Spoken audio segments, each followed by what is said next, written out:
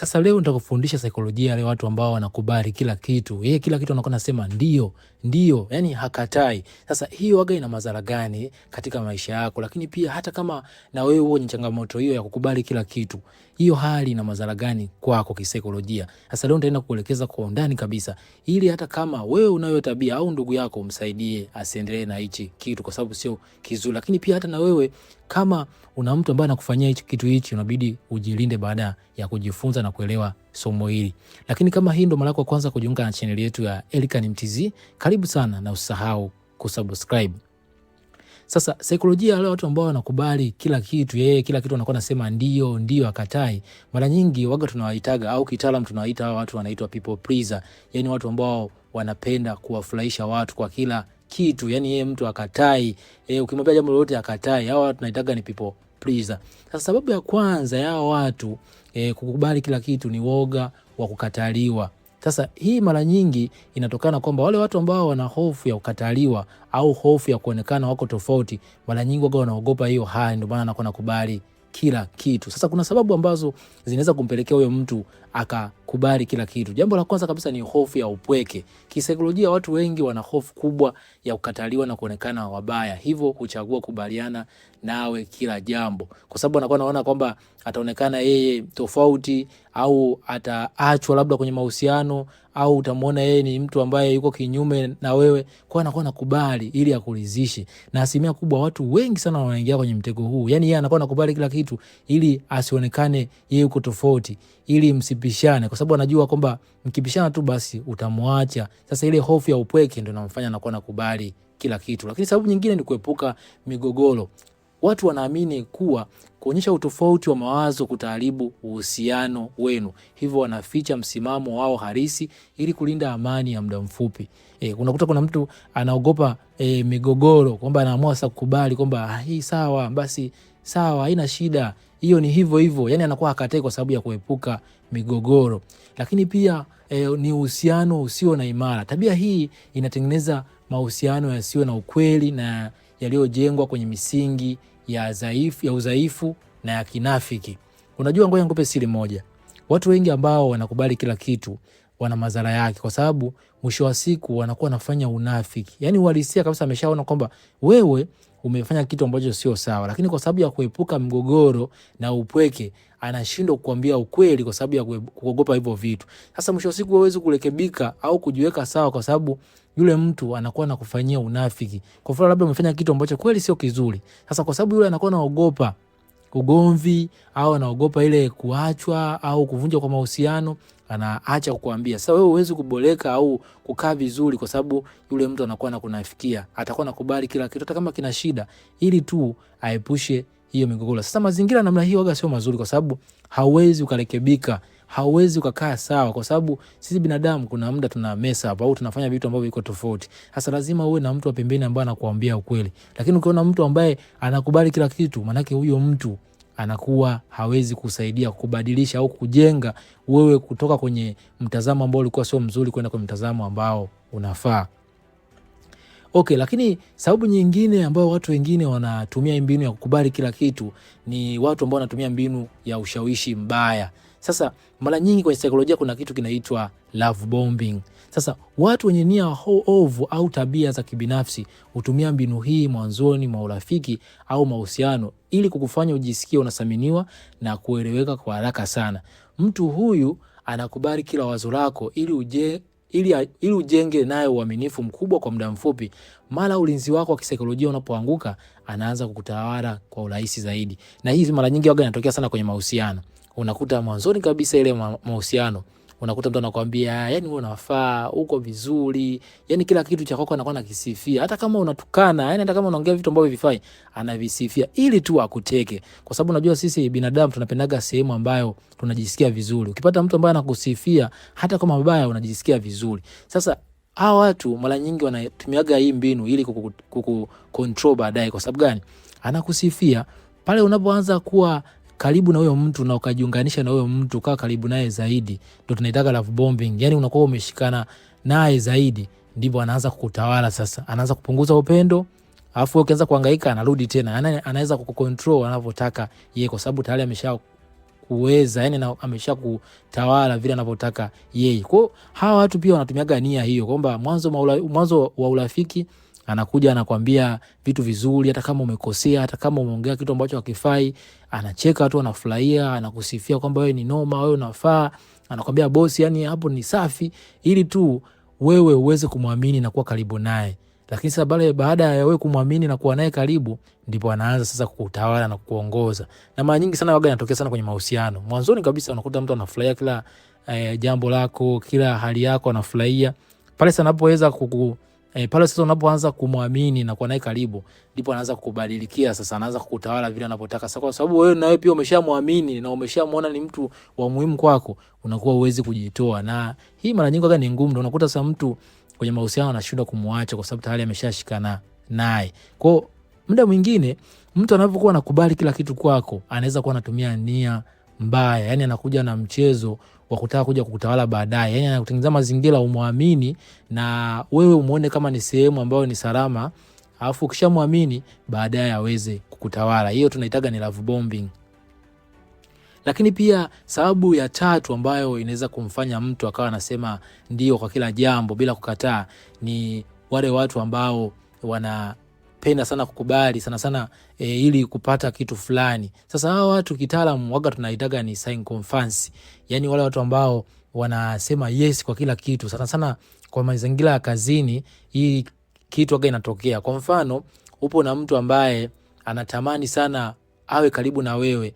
Sasa atatumia mbinu zote au atatengeneza mazingira yote ya kukusifu na kukuambia maneno mazuri ili akuvute. Na mara nyingi hata hao my friends ndio wanafanyaga hii mbinu. Yani anakuwa anakusifia, bosi umepoa, uko vizuri, wewe unafaa, ili tu wewe umwamini na uwe karibu naye. Na mara nyingi kazini waga inatokea, unakuta kuna mtu ambaye ni mfanyakazi wako wa chini au mtu ambaye anapenda sana nafasi ya kwako, anakuwa anakusifia kila kitu hata kama umekosea, ili tu awe karibu na wewe. Sasa mtu anayekubali kila kitu bila kupinga, mara nyingi anatafuta upendeleo au kulinda nafasi yake ya pekee. Hataki kuwajibika na lolote linaweza kutokea baadaye. Sasa mara nyingi watu kama hawa ni hatari. Yani anaona ili kushikilia nafasi yake, na mara nyingi hawa ndio watu ambao tunaitaga machawa. Anakuwa anakusifia. Wewe fuatia tabia nyingi za machawa. Ndio wale watu ambao wanasifia ili kulinda nafasi zao. Unakuta mara nyingi wewe mtu afanye kitu chochote, anakuwa anakujaza tu kwamba bosi umepoa, bosi uko vizuri, ili tu umpe upendeleo na uzidi kumwamini na yeye asiwe anahusika na jambo lolote la kufanya katika hiyo kazi, na wewe umuone ni mtu special. Kwa sababu mara nyingi sisi binadamu tunapenda kuonekana au kutambulika, ndio hitaji la binadamu wote. Sasa ukipata mtu ambaye anakusifia, unajisikia vizuri. Sasa changamoto ya watu hawa huwa wanakwamisha maendeleo. Hata ukifanya makosa makubwa, hata kuambia, hii inazuia nafasi yako ya kujifunza na inaweza kusababishia anguko kubwa mbeleni kwa kukosa mrejesho wa kweli. Mchukulia mfano, upo sehemu ambayo mtu hakuambii ukweli, umekosea hakuambii, kuna changamoto imetokea hakuambii, labda kuna project ameona kabisa ina shida, lakini kwa sababu ni mtu ambaye ni ndio kila kitu, anaacha kukuambia ili tu anaogopa kwamba unaweza ukamuona tofauti.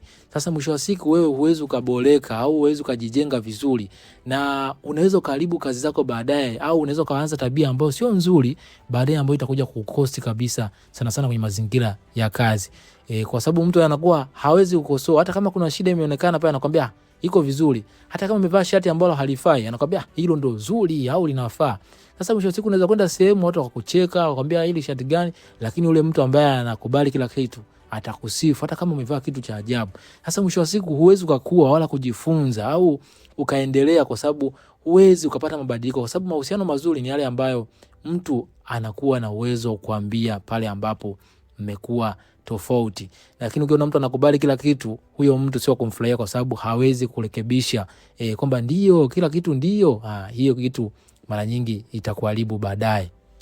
Sasa uhusiano bora unahitaji mizani, yani kuwe na uwiano, kwa sababu unajua si binadamu. Sio kwamba eti kila muda mawazo yatafanana, yani kwamba eti kila kitu mtu akisema basi uendane naye anavyotaka. Hapana, ndio maana kila mtu ana mtazamo wake. Kama vile majina yetu ambavyo hayafanani au vitu ambavyo tunapanga kuvifanya kwa baadaye havifanani, ndivyo hivyo pia hata kwenye mawazo au maamuzi. Kwa hiyo ukiona sehemu ambapo mtu kila kitu anakubali, hapo kuna shida. Aidha ana ajenda yake maalum au huyo mtu ana changamoto ya akili, kwa sababu binadamu wa kawaida lazima kutakuwa na utofauti kidogo. Sasa utofauti ni afya. Uhusiano bora unahitaji migogoro yenye kujenga. Ni kawaida kiasili kwa wanadamu wawili kutofautiana kimtazamo mara kadhaa. Sasa hapa naomba unielewe vizuri. Sio kwamba eti kugombana ni kitu kizuri, hapana. Yaani ile kutofautiana, sio kutofautiana kwa ugomvi, hapana. Ni ile kutofautiana kwa mitazamo. Unakuta mtu anakuambia tukiwekeza hapa tutapata faida, mwingine anakuambia hapana, hapa kuna hasara. Hiyo ndio asili ya kweli ya binadamu, kwamba lazima kila mtu awe na mawazo tofauti, baadaye ndio myaunganishe yawe aina moja. Lakini ukuta mtu yeye anakuambia tu sawa, hapo tuwekeze, sawa twende, sawa tutafanya. Yani huyo mtu hawezi kujenga, na mwisho wa siku huwezi ukaendelea au huwezi ukaona sehemu ambayo una mess up ili urekebishe, kwa sababu yeye anafurahia kila kitu ambacho wewe unafanya hata kama ni kibaya. Lakini upendo wa kweli mara nyingi lazima uonekane kwenye munzani wa mapishano ya mawazo pale mnapokuwa mnaongea au mnapokuwa mna idea tofauti. Na mara nyingi hiyo inaonyesha kwamba kuna upendo wa kweli, kwa sababu kama hamtofautiani, yani hata kwa mawazo, maana kunakuwa na unafiki ndani. Mtu anayekupenda na kuheshimu kweli atakuwa tayari kukuambia ukweli pale unapokosea, hata kama ukweli huo utakuuzi kwa muda mfupi. Yani ukiona mtu anakubali kila kitu, sana waga anatokea sana makazini, mtu anaogopa kumwambia bosi wake kama akakosea ili tu nafasi yake ya kazi isipotee. Lakini kiukweli kunakuwa na unafiki ndani. Unaona kabisa hapa bosi kakosea, lakini unaogopa.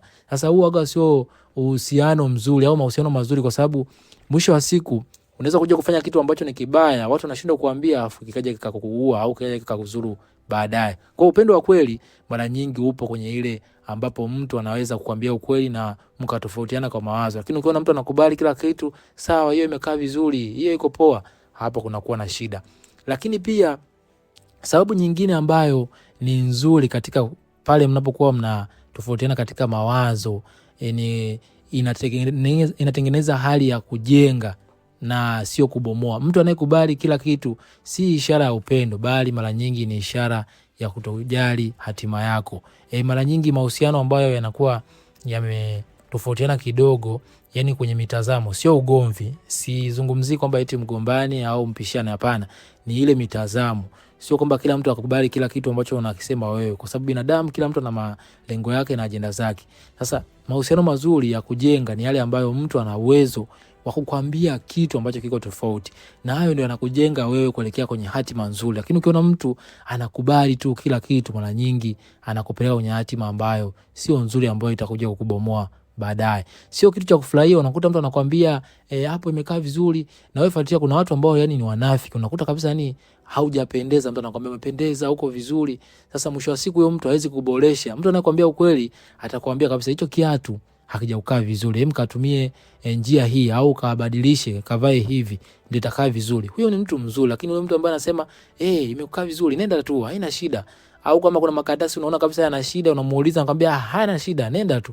Sasa mwisho wa siku yale makaratasi yalikuwa na document za muhimu, unapeleka, anakuja anaonekana na shida, unakosa kazi au unafukuzwa kazi kwa sababu tu ya kukaa na mtu ambaye hawezi kukuambia kwamba uko tofauti. Sio kitu cha kufurahia kabisa kwamba mtu anapokuwa anakubali kila kitu bila kutofautiana kidogo. Sasa kuwa makini na ndio zote. Uhusiano bora na wa kweli unajengwa kwenye misingi imara ya kweli na uaminifu, na kamwe sio kwenye kivuli cha kukubaliwa kila kitu unachosema. Linda amani yako ya kisaikolojia kwa kuchagua watu wanaokuambia ukweli. Kama nilivyosema, usifurahi kwamba kila mtu anakubali kila kitu chako au hakukosoi, hakuambii kwamba upo tofauti au umefanya kitu ambacho hakifai. Hao watu hata kama ni rafiki yako, ukiona kila kitu unamwambia anakubali, twende Kariakoo, hata ifikiria sasa hivi mtu anakuambia twende Kariakoo au twende sehemu fulani, ukubali tu bila hata kumwambia bana kuna kazi fulani nafanya. Yaani kila siku ukiambiwa unakubali, yani kila kitu ukiambiwa na mtu unakubali, huyo mtu sio wa kufurahia kabisa, kwa sababu mwisho wa siku hawezi kujenga wewe kufika kwenye hatima nzuri.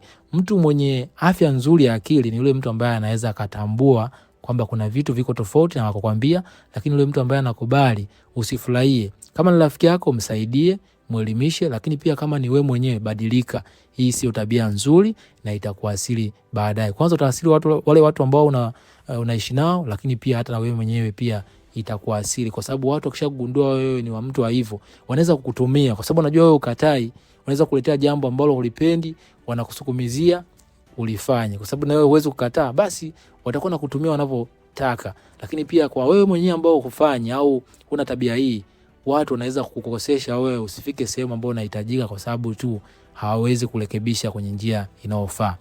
Sasa hebu niandikie katika comment ni sababu ipi ambayo imekugusa zaidi, lakini pia umejifunza nini katika somo hili. Asante sana kwa kunisikiza kuanzia mwanzo mpaka mwisho. Mimi naitwa Elikhan Mtz. Usahau kulike, kushare na kusubscribe. Lakini pia nawashukuruni sana watu wote ambao mnaendelea kuunga mkono kazi hii.